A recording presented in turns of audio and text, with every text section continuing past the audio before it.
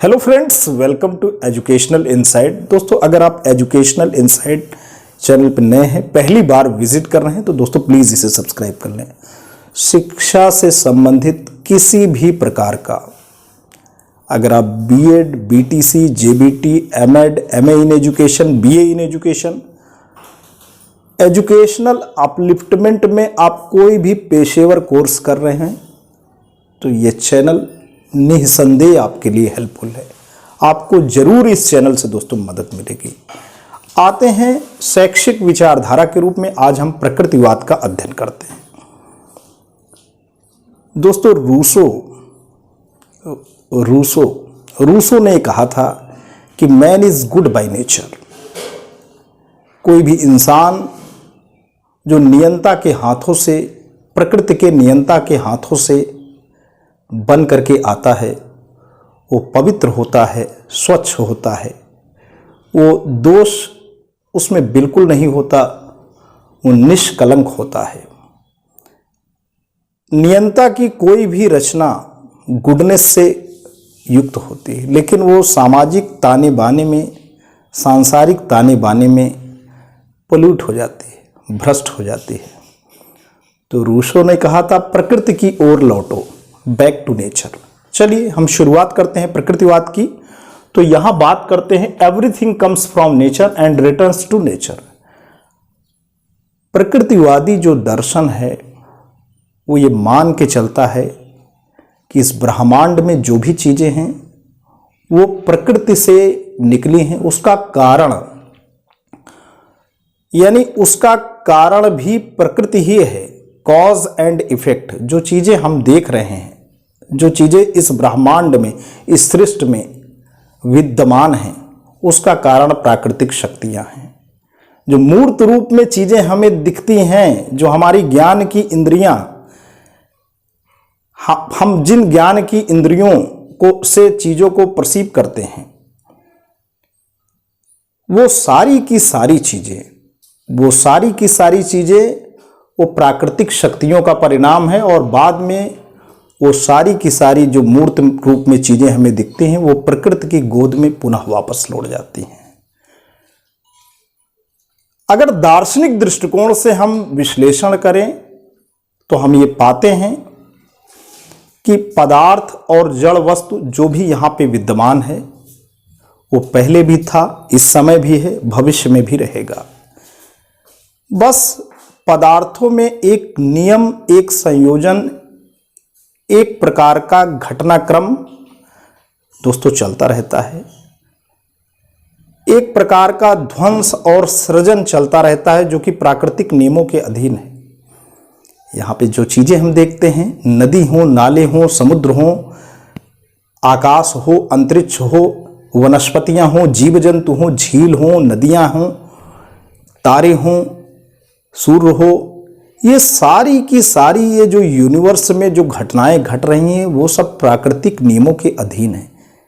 Even ये जो चैतन्य दिख रहा है, जो मैं बोल रहा हूं, जो आप सुन रहे हो, ये जो मेरी मूर्त सत्ता है, उसको भी प्रकृतिवादी दोस्तों ये कहते हैं, ये जो चेतना है, ये जो पदार्थ जन्य चेतना है, ये जो आत्मा तो वो मानते नहीं, परमात्मा को भी नहीं मानते, कोई दैवी सत्ता को नहीं मानते, कोई आध्यात्मिक नियम नहीं मानते, कोई नैतिक नियमों से प्रकृतिवादियों का सरोकार नहीं है। लेकिन उनका ये मानना है कि ये जो चेतना है, ये जो मानव में आपको चेतना दिख पड़ती है, वो जो चेतना है वो प्राकृतिक नियमों का परिणाम है। वो किसका परिणाम है? वो प्राकृतिक नियमों का परिणाम है। वो जो चेतना की सत्ता को भी वो वास्तविक नहीं मानते। ये एक प्राकृतिक घटना है। और वो मनुष्य को एक प्रकार से, जो प्रकृति में तमाम जीवधारी हैं, उसमें मनुष्य को सर्वश्रेष्ठ रचना मानते हैं। ये मानते हैं कि निम्नतम जीवधारियों से सर्वश्रेष्ठ जीवधारी की जो रचना हुई है वो मनुष्य है। और मनुष्य पशुत्व, जो पाशविकता है, उससे मुक्त नहीं है। थोड़ा मात्रा का अंतर है। खैर, आगे चलते हैं और हम बात करेंगे प्रकृतिवाद। प्रकृतिवादी अगर दर्शन के अतीत में हम जाएं, कैसे इसका प्रादुर्भाव हुआ, तो सबसे पहले यूनानी दार्शनिक थेल्स थे। उन्होंने ये कहा था कि इस ब्रह्मांड और इस सृष्टि की रचना जल से हुई। किससे हुई? जल से हुई।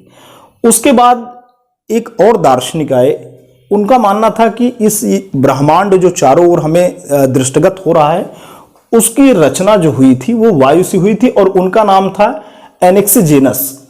बाद में हेराक्लीट्स आए, उन्होंने कहा ब्रह्मांड या सृष्टि की रचना का कारण अग्नि है। बाद में स्वतंत्र दर्शन के रूप में जब प्रकृतिवाद स्थापित हुआ एक इंडिपेंडेंट फिलॉसफी के रूप में, तो वो डेमोक्रीट्स का सिद्धांत था, जिन्होंने कहा कि ये जो पदार्थ है जो हमें दिख पड़ता है, वाकई ये परमाणुओं से मिलकर बना होता है। परमाणुओं के कोई भी अगर पदार्थ का इसी मार्कर का अगर मैं विश्लेषण करूं तो ये परमाणुओं से बना हुआ है। ये पूरा का पूरा जो मार्कर है दोस्तों, ये परमाणुओं से मिलकर बना हुआ है। लेकिन बाद में थोड़ा और वैज्ञानिक आए और उन्होंने कहा परमाणु ही सूक्ष्मतम रचना नहीं है। परमाणु का भी अगर आप विश्लेषण करते हैं तो वो इलेक्ट्रॉन, प्रोटॉन और न्यूट्रॉन या शक्ति कणों से मिलकर के बना होता है। तो ये सूक्ष्मतम रचना है, और ये जो रचना है, ये जो नियोजन है, ये प्रकृति की जो शक्तियां हैं वो काम कर रही हैं। और ये जो नियोजन है, जैसे कि मैंने आपको बताया कि इन्हीं से पूरा सृष्टि बनी हुई है, यही सृष्टि का कारण है, यही प्रभाव है। कॉज एंड इफेक्ट रिलेशनशिप, जो प्राकृतिक नियम है उनका परिणाम हम मूर्त रूप में हम स्वयं हैं, और उसके बाद वो प्रकृति के गोद में उस मूर्त सत्ता को चले जाना है। तो ये नियम, बर्फ से पानी बनना, पानी से भाप बनना, ये सब प्राकृतिक घटनाएं हैं। तो दोस्तों, आध्यात्मिक सत्ता को प्रकृतिवादी नहीं मानते हैं, नैतिक सत्ता को नहीं मानते, ईश्वर को नहीं मानते, आत्मा को नहीं मानते, परमात्मा को नहीं मानते। उनका मानना है कि शिक्षा भी जो बच्चों को दी जाए, बच्चा यहाँ पे आया हुआ है और वो अच्छा है, man is good by nature, वो सुखमय जीवन व्यतीत करने के लिए आया है। शिक्षा बच्चों के, ऐसा नहीं बच्चा शिक्षा के लिए बना है, कोई पोथी है वो तैयार है बच्चों को पढ़ाने के लिए। शिक्षा साधन है, बच्चा साध्य है। यहाँ पे सेंट्रल जो फोकस है, जो केंद्रीय भूमिका है, वो बच्चे की है, शिक्षा की नहीं है। ना शिक्षक केंद्रीय भूमिका में है और ना ही किताबें। यहाँ पे जो केंद्रीय भूमिका है वो बच्चे की है। ये सब साधन है, बच्चा केवल सुखमय जीवन के लिए आया है। खैर, आगे चलते हैं। इसी प्रकृतिवाद में हम आप बात करेंगे कि Comte, Bacon, Hobbes, Darwin, Lamarck ने 17वीं शताब्दी में धर्म और दर्शन का जो विज्ञान पे प्रभाव था उसको उन्होंने स्वतंत्र किया। अब चर्च का या धर्म का मानव की विचारधारा पे उतना प्रभाव नहीं था, यानी मानव की विचारधारा या जो विचार थे वो चर्च के दायरे से मुक्त हुए, स्वतंत्र रूप से चिंतन चालू हुआ। तो भौतिक विज्ञानवादी प्रकृतिवाद दोस्तों यही मानता है कि हर चीज़ें जड़ पदार्थों से बनी हैं, प्राकृतिक नियम उसमें काम कर रहे हैं, और जो कि मैंने आपको बताया था शक्तिवाद का सिद्धांत, सूक्ष्मतम रचना क्या है, परमाणु है, परमाणु से इलेक्ट्रॉन, प्रोटॉन और न्यूट्रॉन। यंत्रवादी प्रकृतिवाद ये मान के चलता है कि पूरी की पूरी सृष्टि ऑटोमेटिक है, एक प्रकार से जैसे कोई मशीन है, मैकेनिकल उसकी एक्टिविटीज़ हैं, वो अपना वर्क कर रही है, ऐसे प्रकृति भी अपना मैकेनिकल एक्टिविटीज़ कर रही है। Even human body and its function is also mechanical.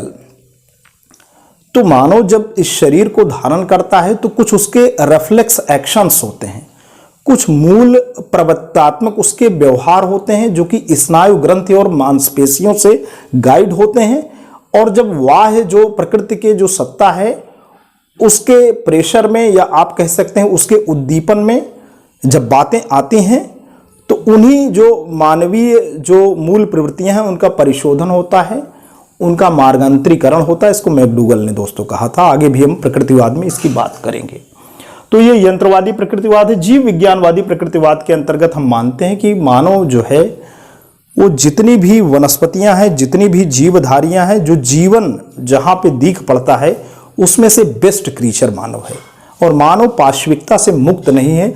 प्रकृतिवादी ये मानते हैं कि जैसे पशुता होती है, पाशविकता होती है, उसी प्रकार से मानव भी एक पाशविक प्राणी है, बस एक इंटेलिजेंट क्रीचर है, और विकास के क्रम में, जीवधारियों के क्रम में सबसे अंतिम चरण में है, इसलिए वो जो है इंटेलिजेंट है।